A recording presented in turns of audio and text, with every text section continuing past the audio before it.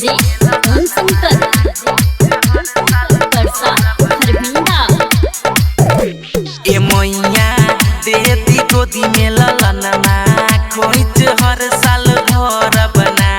ए मैया देती गोदी में ललनमा खोइच हर साल घर बना।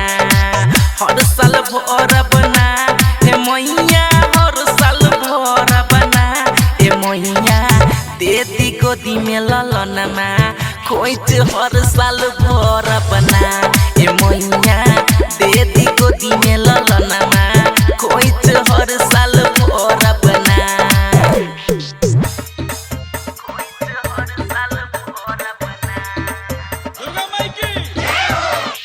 डीजे ओम शंकर परसा हरभिंडा।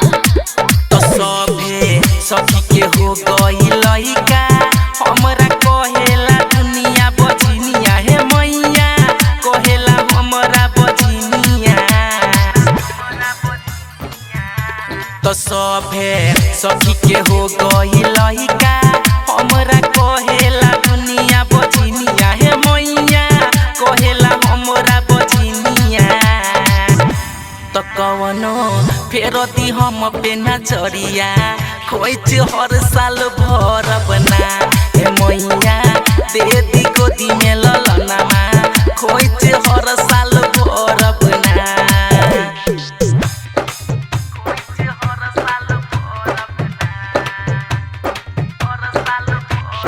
डीजे ओम शंकर परसा हरभिंडा।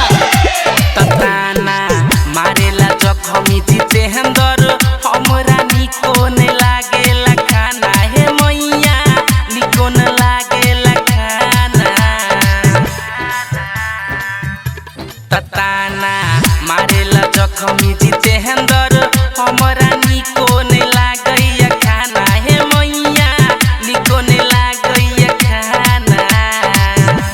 तो रही रही हंसे अच के भोगिंदर खोइच हर साल भर बना।